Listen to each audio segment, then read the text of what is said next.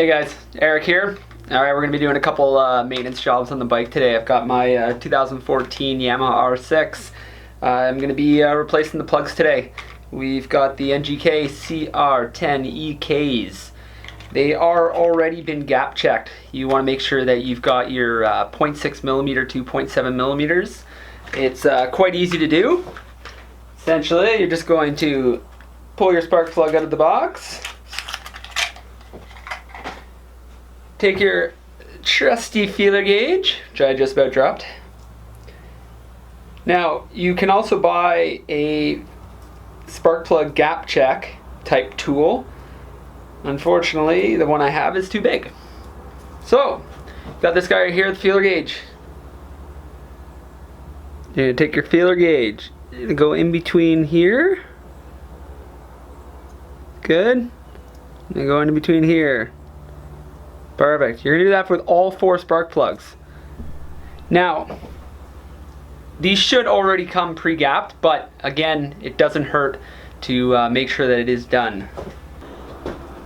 Alright, first things first, we are going to take our 5mm Allen key, and there are 2 bolts right for the seat. Naturally, we have to take this off.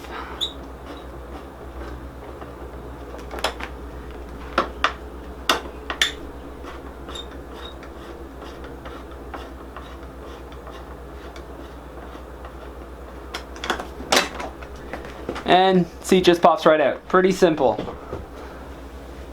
Lay that somewhere safe. Now, next thing we're gonna have to do, we're gonna be removing this cover right here. It's not that hard. All you're gonna do is we're gonna start by taking this screw right here out. I much prefer having a T-handle to kind of get everything off.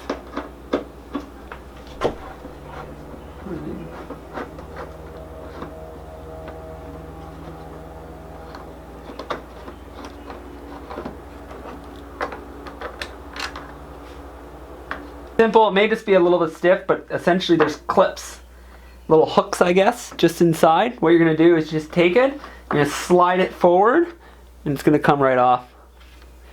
Pretty simple, makes sense. Now we're going to be doing that to the other side.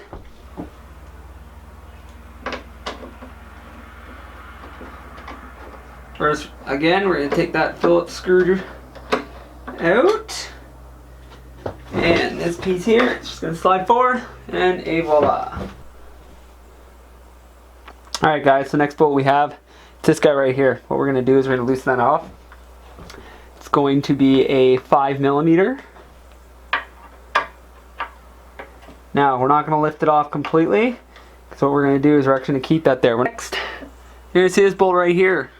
Take your 5mm again.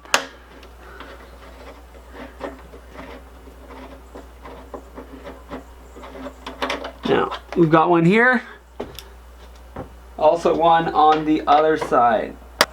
Same location. There, as you can see, tank's gonna lift up nice and easily. Alright, so normally what you can do is you can prop a piece of wood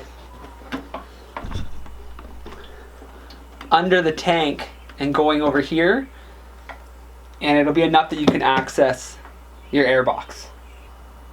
Now, for your guys' sake, because I'm going to try to make this video good, I'm going to remove the gas tank altogether. Alright, so there's going to be a couple lines that we're going to take off. If you look straight under to these two lines, you're going to see disconnects like this. All you do is you pinch them and you slide them down the hose. We're going to do that. Once that's complete, we're going to have this quick disconnect here, right here, okay? And after that, there's going to be one plug in the back. It's a white disconnect plug as well.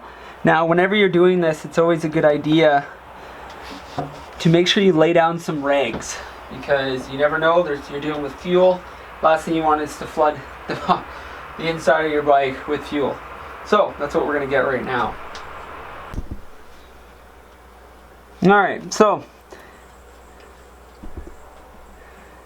I just shoved a bunch of rags in there. That way when I start undoing the lines, we're not going to make a nice mess.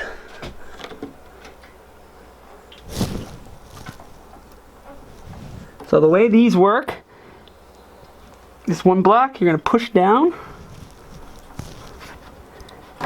Just like that, it's going to flip. Once it's flipped off, there's a blue button. You're going to push the blue button and you're going to pull.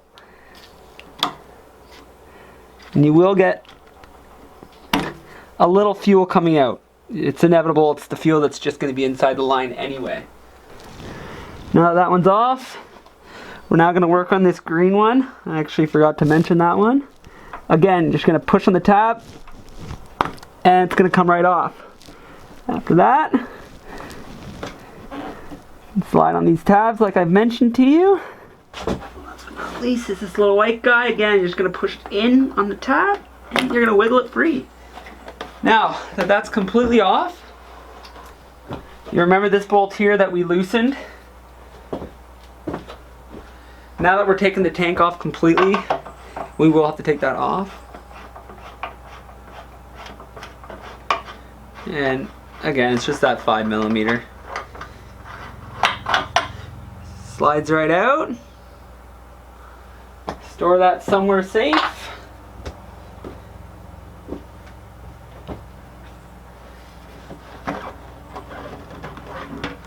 And the tank lifts right up and out.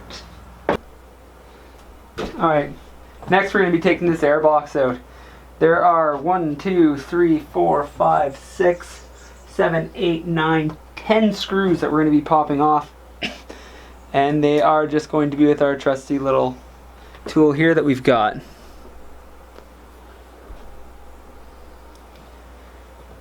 What we have to do before that though is we're going to have to take this line right here. The way it works is you basically take the tab, pull it out. On the sides you're going to see 2 yellow tabs. You're going to pinch those tight as you can. You're just going to slide that right off.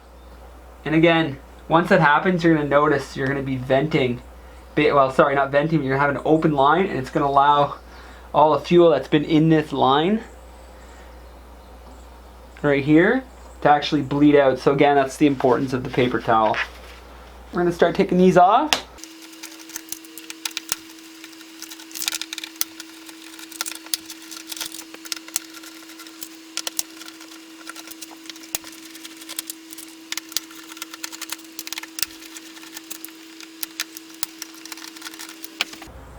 I lied. There are 11 bolts that we get to take off. This little guy up here that decided to do some hiding on me. This guy right here.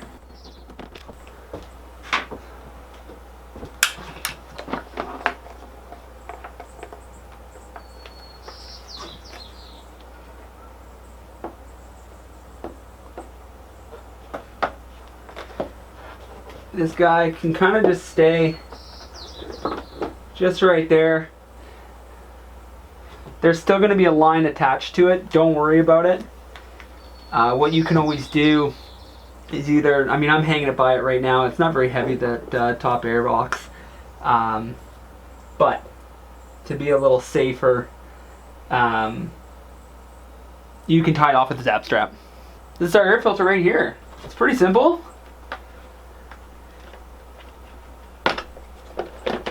Boom. That's it. Prop that guy out. She's good to go.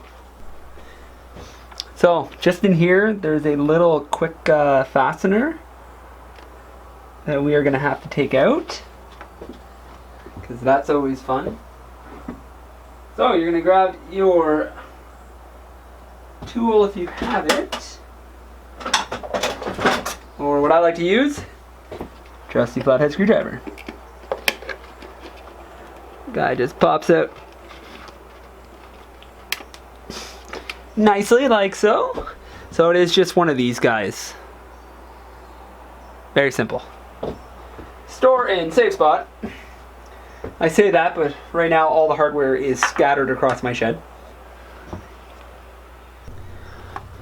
So unfortunately my camera was not recording, but this was the piece right here that we just took out. There's a piece here. This is the one where you took the clip off of. You have to push this over so it clears right here, and that way you can pry this cover out. Alright guys, this is what we're looking at right now. There's a couple things we're gonna have to do. This guy has to get taken out. So we've got a clamp here. We may not have to undo that one. Same with this blue connector as well. We're gonna try to keep that on. But if you go this way, that connector right there, that's gonna have to be undone. There's also a metal clip right there, that's gonna have to be undone. And on this side, there's also a metal clip. It's just kind of being hidden by a rubber cover. So we're gonna take those off and we're trying to move this entire assembly out of the way.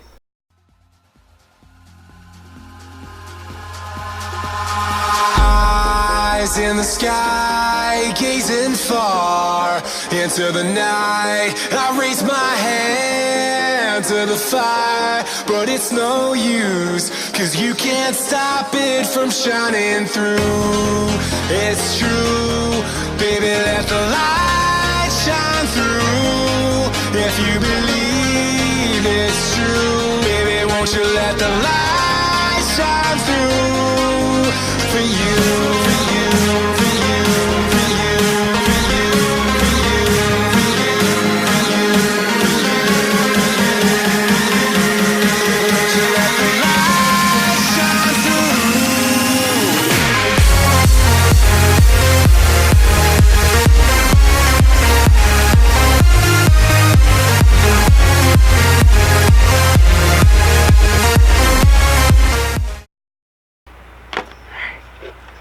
Now, yeah, wow, that sucked. Now, it says the proper way of doing it, and the way I guess your proper mechanic would do it, these clips are supposed to be a one-time use, was from my understanding at least. I mean, you can check them, make sure there's still good strength to them, and if you want to reuse them. I mean, there's not like crazy stress that gets put on these lines. So I'm going to be reusing mine. Those right there, those are your plugs. It's a plug, a connector plug. We're going to have to take those off for all 4 of them. So each one of these,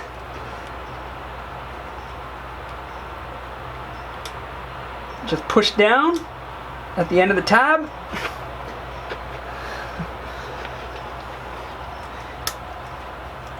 And they're going to slide right out. So on here, there's a tiny little tab right here, and all you do is you push. Just push down and then pull. Try not to put a lot of force on the wires. These plugs, they should just slide right off nice and easily. Alright, so what we're doing now is, now that we have all 4 connectors removed, we are now going to actually remove the coil packs from each cylinder. Now, these are suctioned essentially in place, and they're what is going over top of the spark plug.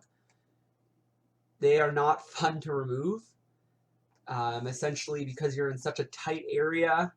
You are going to get in there, start prying with your hands, and try your best to just keep pulling up on those. The best way to do it that I found is that if you're able to start rotating each coil pack back and forth, it does loosen it up a little bit, and then they will come out easier. But number 1 and number 4 are the hardest. So, just to give you an idea, this is what you're taking out. That guy right there is what's going over your spark plug. Whew. It's not a bad idea to keep track of which one's which.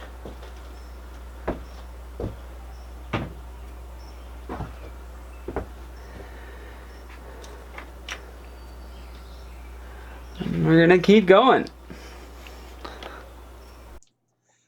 What we're doing now is we're going to grab our 5/8 spark plug socket. So what's nice about the socket that's intended for spark plugs is it actually has a O-ring or gasket type piece within the socket itself. And what that allows is it allows to grab the spark plug and pull it out of the cylinder. Right now with that tool, I'm also using a universal or a flex joint, some people call them, just to allow it to pivot, to be able to get it inside the cylinder. You're definitely going to need it for cylinders 1 and 4. So what I'm using is I'm going to be using a 1/4-inch drive. I just find it's easier. I can get a little bit lower, and because you're dealing with such tight places, it's just going to make it nice.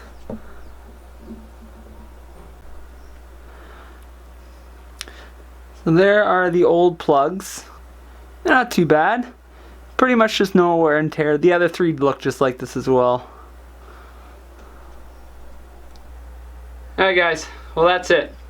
Essentially, what you're going to do, just a little bit of a tip, is when you are going to install these spark plugs, best way to do it is to just use this portion here.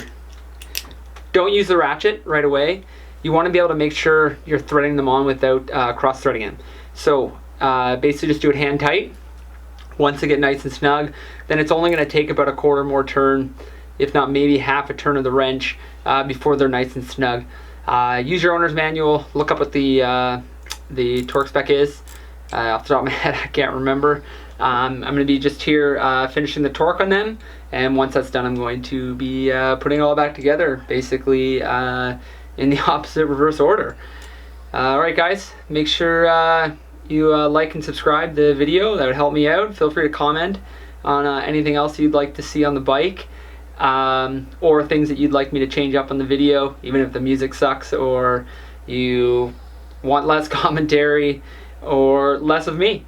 That'd be great guys. Alright, safe riding.